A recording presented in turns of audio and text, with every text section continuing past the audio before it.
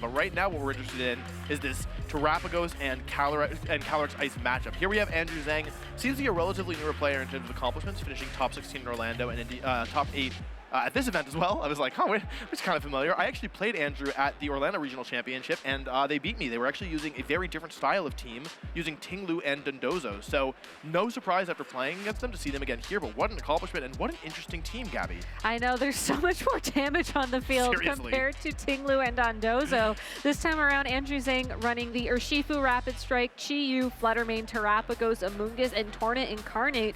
Most importantly, though, about this team, the Chi-Yu has Choice Scarf. That's right. The Urshifu Rapid Strike has Safety Goggles and Sword Stance, and that Terrapagos has Choice Specs and access to Hyper Beam. I mean, there's so much damage potential.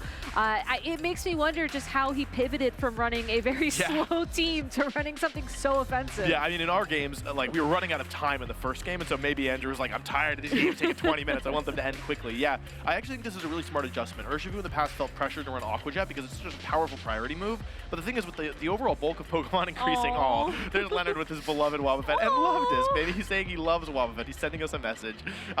Anyway, with the power level increasing, I think players can more easily drop Aqua Jet because it's doing less damage. Here we have Leonard, who's been playing for quite a while. You can see his earliest result is in 2016. I played him against him as well in 2015 at US Nationals. Played him a couple times, actually. He got top 4 at the St. Louis Regional Championships in 2018, and in last year he finished both top 16 at North American Internationals and got a top 8 at Peoria. So he's a really strong player. We saw him absolutely decimate on his earlier stream game, and he's playing a team that's a really unique take on the Calyrex Ice Rider team, where normally we've seen this team paired with Pelipper often, but Leonard has gone back to the more traditional Farigiraf. He also has the Assaultless Raging Bolt, and we didn't really get to see a lot of it in the first match that we saw with Leonard, Gabby, but this Farigiraf has Uproar, and for those of you who don't know, well, we can't ask Trey because he won't explain Uproar mechanics to us, but Uproar will wake up a sleeping Pokemon's partner, or a Pokemon's partner that is sleeping, and so that should be really a big deal here, because if we look at, again, Andrew's team, it seems to rely really heavily on Amoonguss to discourage Trick Room, because there's so many fast, strong Pokemon like Scarf Chi-Yu,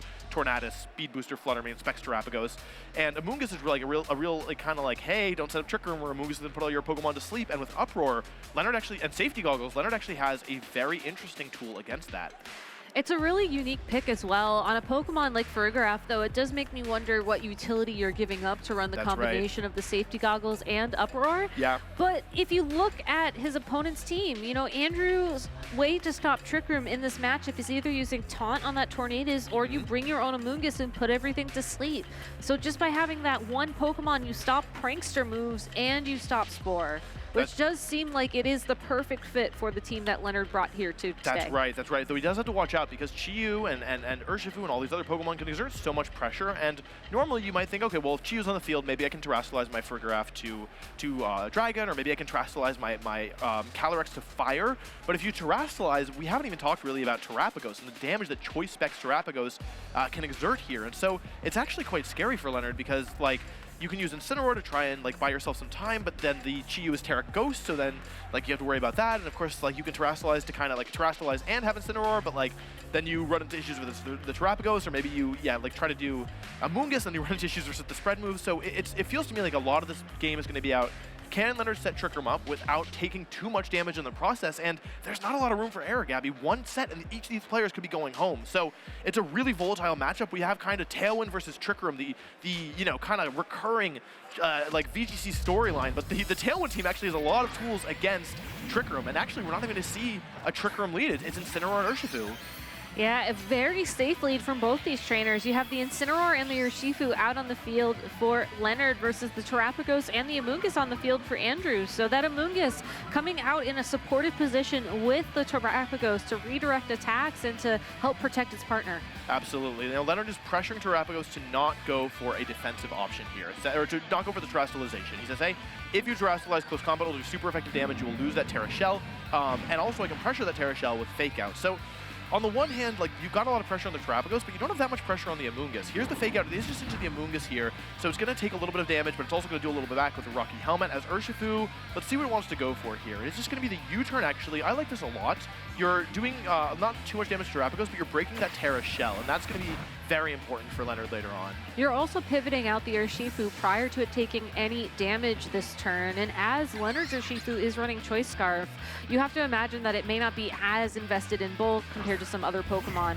Raging Bolt, though, from Leonard's side of the field, does have plenty of bulk with Assault Vest, and could have taken this Terra Starstorm a little bit more comfortably. Oh my Unfortunately, goodness. though, Andrew making the correct call there, targeting down that Incineroar and just getting a one-hit knockout onto it after the Rocky Helmet recoil. Yeah, I'm shocked to see that. I think, we saw earlier how valuable it was that Leonard was running an Incineroar that was super fast, and here we see the exact opposite of the drawback. Like, you only have so many stat points to use in your Pokemon to train them, and by putting them into speed, you're losing them in bulk. I'm shocked that wasn't even a critical hit. Raging Bolt and Calyrex Ice, they are good Pokemon here, but the thing is, like, you've lost a Pokemon, and now there's nothing really stopping just the damage from Terrapagos. So Leonard definitely feels like he's on the back foot here. Yeah, I think Andrew also very smartly not terastallizing that Terrapagos turn number 1. If you did get flinched by the fake out, you would still have a lot of health and a lot of bulk, and you could then also save your terastallization for later if things went horribly wrong. Yeah.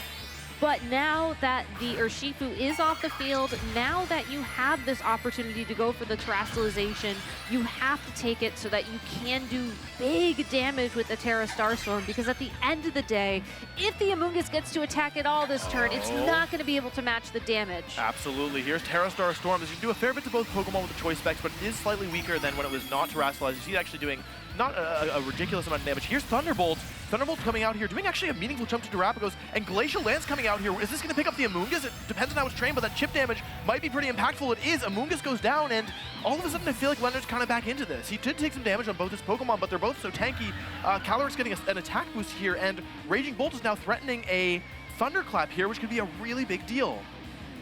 The Terrapagos at such low health, using the choice specs as well, means that if Leonard decides to go for that Thunderclap, the only way that Andrew can protect that Pokemon would be switching it out.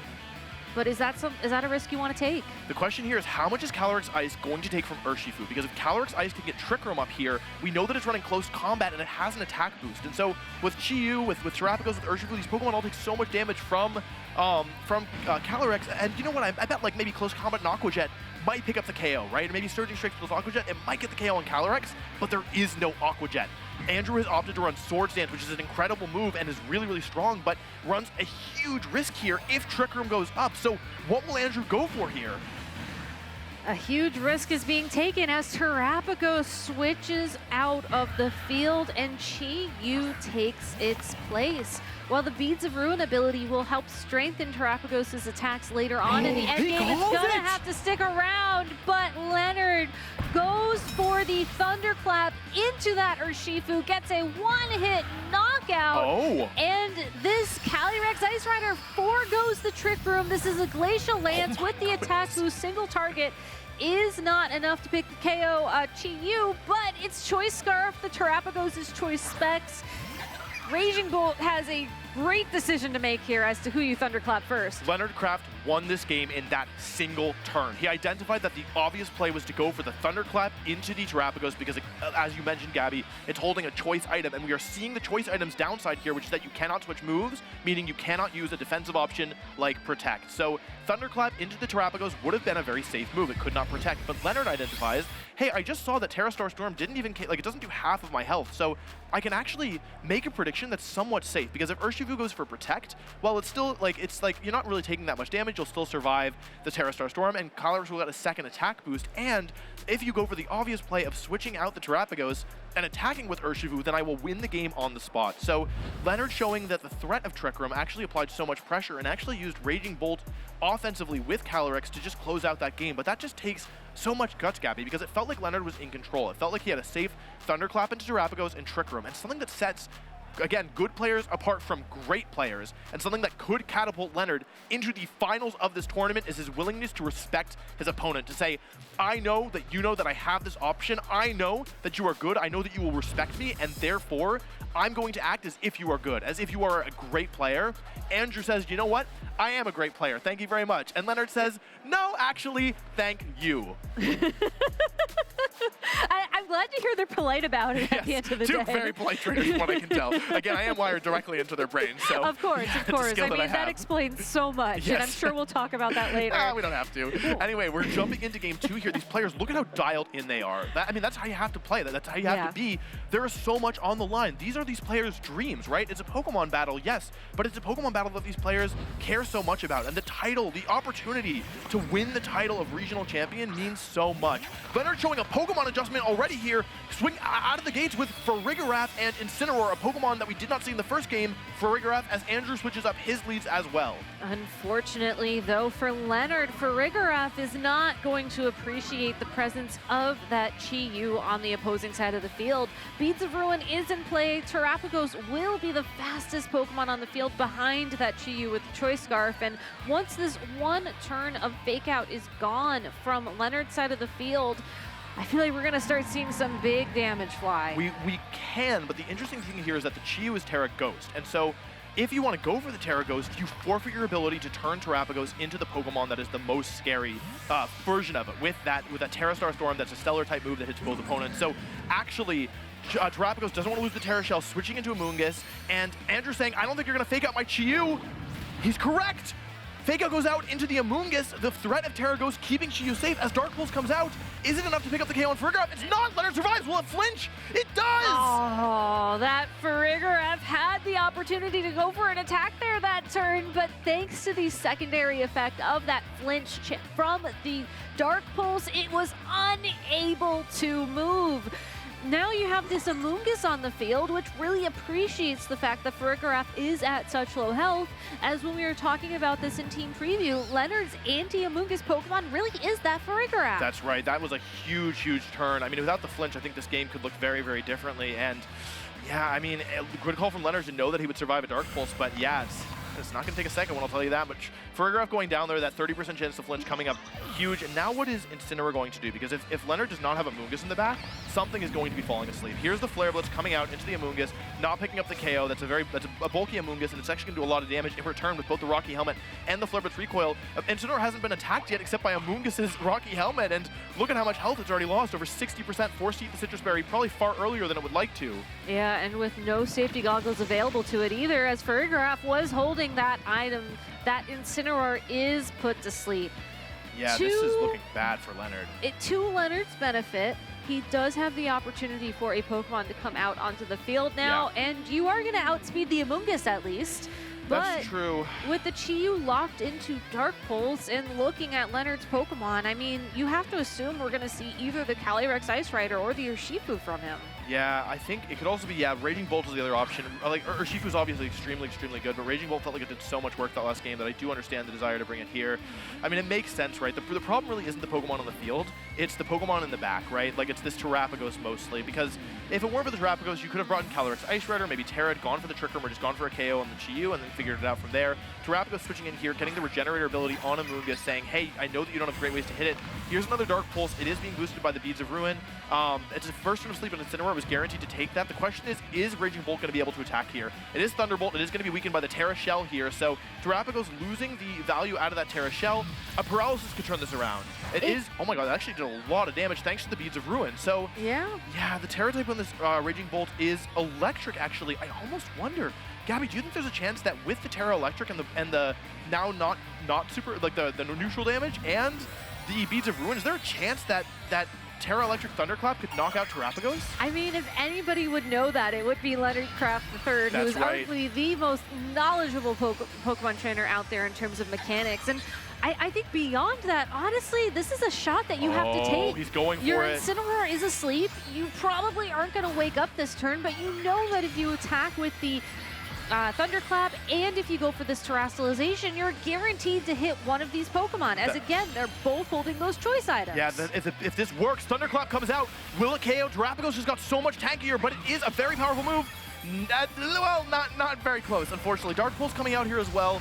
It is worth noting, this game is not definitely over. Like, there is still a way for Leonard to get back into it. This is going to KO the Raging Bolt and will do a lot of damage to the Incineroar. I mean, it might KO. I'm not entirely sure. Okay, yeah, I think this game is over, Gabby. We're going to game 3. I do think that was the right play from Leonard, though, identifying that, hey, you know what? I'm so far behind. That flinch just put me so far behind. The only way back into this is I need Thunderclap to KO Terrapagos, and to his credit, he would have got it with a critical hit. If he'd gotten a critical hit, woken up with Incineroar, gotten a parting shot off, this entire game could be different. And so we do see his final Pokemon here is the Calyrex Ice Rider.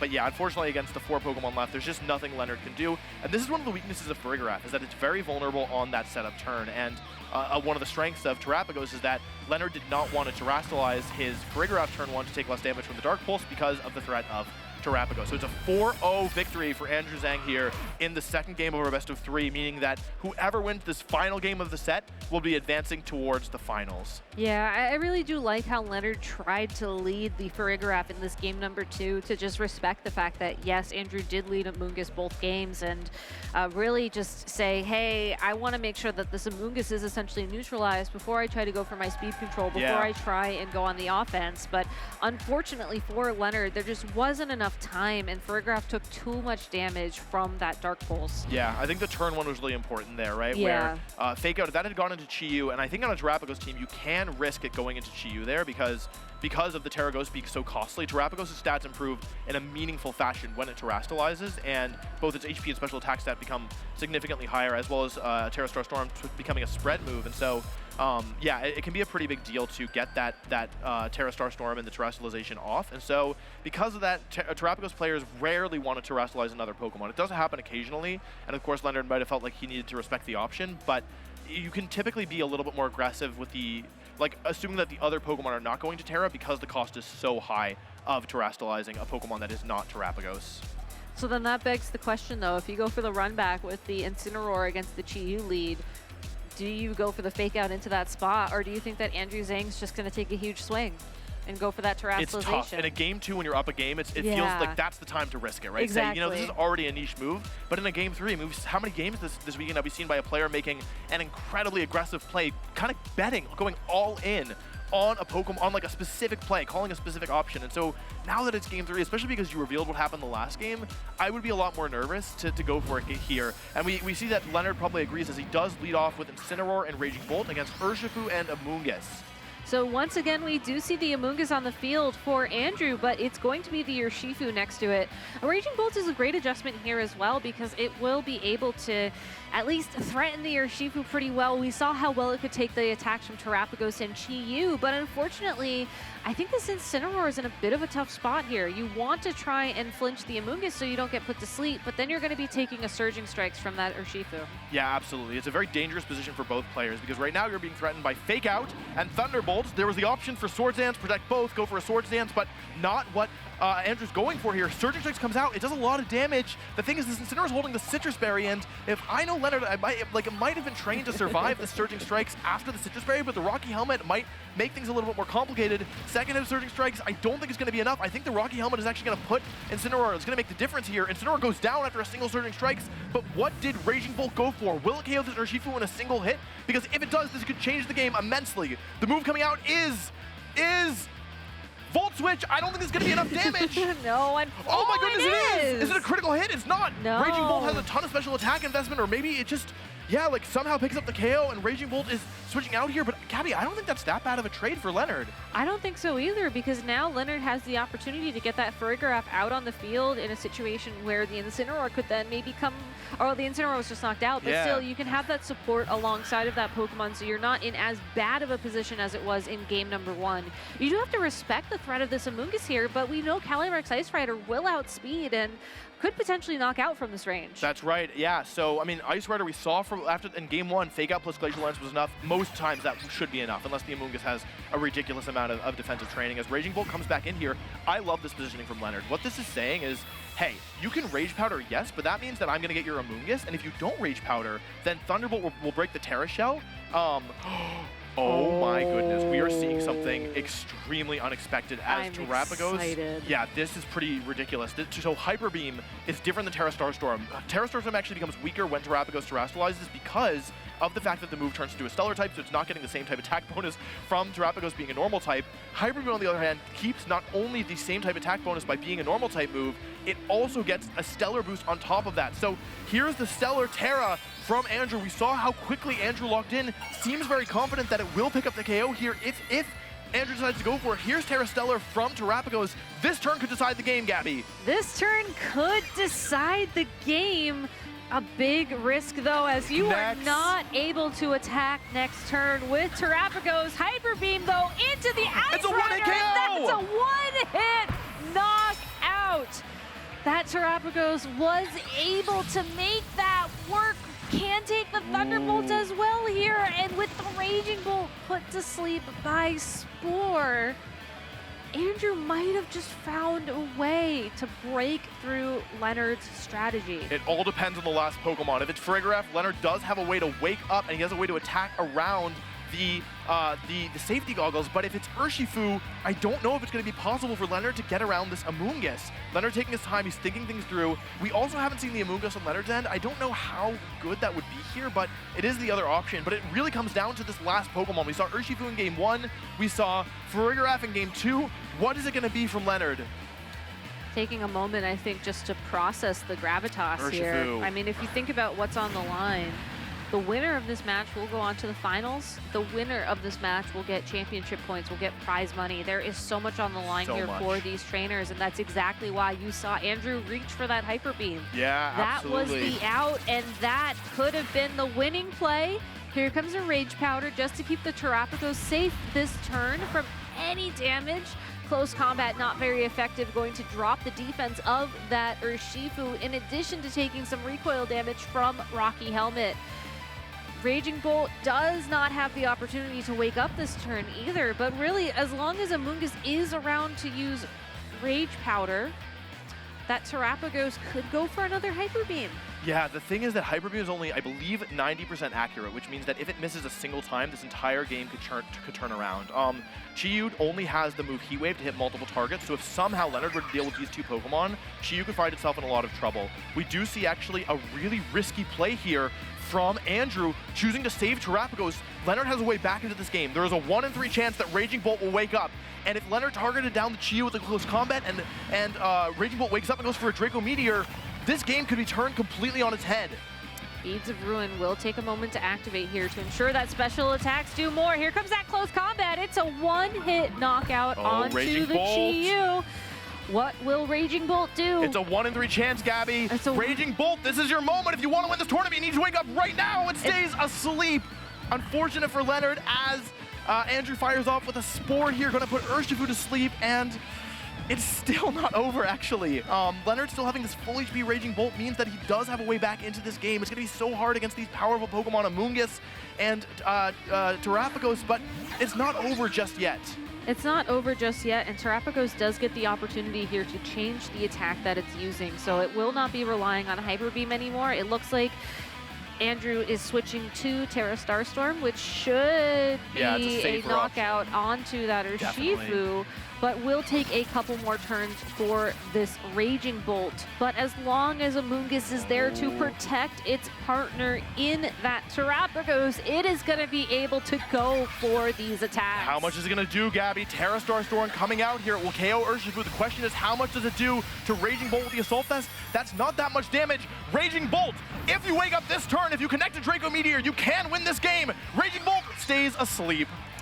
We're just going to keep asking Raging Bolt to wake up here on the field and go for that Draco Meteor. But even if it does land the Draco Meteor against the Amoonguss, it's probably will it be able to follow up with a knockout onto that Terapagos? The odds are just getting slimmer and slimmer in this match. Yeah, Leonard's only chance is that he can tank 2 Terra Starstorms that are now stronger by being single target, and I think that that's not going to be enough here. There is still one way forward. Draco Meteor comes out. If it KOs the Amoonguss, there is one final out. It gets a critical hit. All right. Not sure if that mattered. Gabby, let me tell you, the only way that I see that Leonard can survive, can win this game is he has saved his Terra to the very end. If he goes for it here, he can go for Terra Electric, Thunderclap, and it will not KO unless he gets a critical hit. Critical hit, Terra Electric, Thunderclap, roughly a 1 in 24 chance. That is Leonard's only way back into this game. Raging Bolt terastallizes. Leonard identifies that it's his only way to win. He knows Raging Bolt won't make it through this turn. Thunderclap comes out 23 out of 24 times. Raging Bolt will be losing and Andrew will be winning, but what will it be here? well, that was not the critical hit, unfortunately for Leonard. It was a perfectly calculated turn, but just did not turn out right. Raging Bolt will be KO'd by the Terra Starstorm, and Andrew Zheng is going to be moving on to the finals here in Indianapolis.